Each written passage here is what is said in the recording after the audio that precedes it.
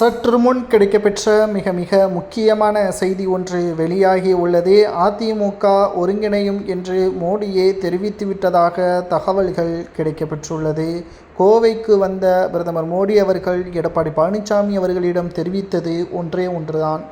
பீகார் சட்டசபை தேர்தல் முடிவுகள் எப்படி ஒட்டுமொத்த இந்தியாவிற்கும் திருப்புமுனையாக அமைந்ததோ, தமிழகத்தில் அதிமுகவின் கூட்டணி வெற்றியடைய வேண்டும் என்றால், திமுக எதிர்க்கட்சி அந்தஸ்தை இழக்க வேண்டும் என்றால், உங்களது உட்கட்சி மோதலை சரி செய்து கொள்ளுங்கள் என்று நேரடியாகவே தெரிவித்துவிட்டார்.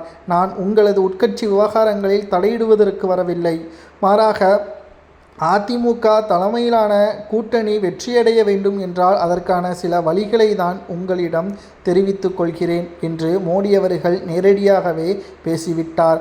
கட்சியில் இருப்பவர்களை தொடர்ச்சியாக நீக்கி வருவது உங்களது பதவியை தக்க வைத்து கொள்ளலாம், ஆனால் அதிமுக வெற்றியடையுமா என்பதை சற்று யோசித்து பாருங்கள் என்று மறைமுகமாகவும் நேரடியாகவும் மோடி அவர்கள் எடப்பாடியிடம் தெரிவித்திருப்பதாகவும் இன்று மாலை ஒட்டுமொத்தமாக தமிழகத்தில் மாற்றங்களை ஏற்படுத்தும் விதமாக அதிமுகவின் ஒட்டுமொத்த கட்சியிலிருந்து நீக்கப்பட்டவர்களை மீண்டும் இணைப்பதற்கான முடிவுகளை கட்சியிலிருந்து நீக்கப்பட்டவர்களுடன் பேச உள்ளார் சசிகலா.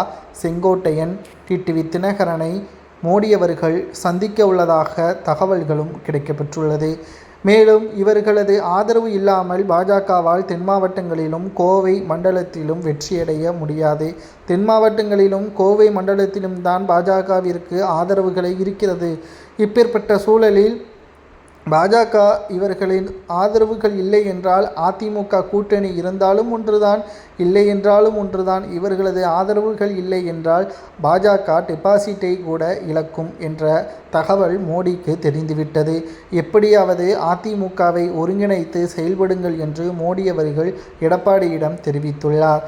மேலும் பாஜக அதிமுக தமிழகத்தில் திமுக எதிர்க்கட்சி இல்லாத ஒரு ஏற்பாடை அரசியலில் சட்டசபை தேர்தல் முடிவுகள் வெளியாகும் பட்சத்தில் பீகாரில் எப்படி இந்தியா கூட்டணி 25 இடங்களை மட்டும்தான் கைப்பற்றியது, தமிழகத்தில் இந்தியா கூட்டணி 10 இடங்களுக்கு குறைவாகத்தான் கைப்பற்றும், அது உங்களது கையில்தான் இருக்கிறது என்று மோடி அவர்கள் எடப்பாடியிடம் தெரிவித்துள்ளதாக தகவல்கள்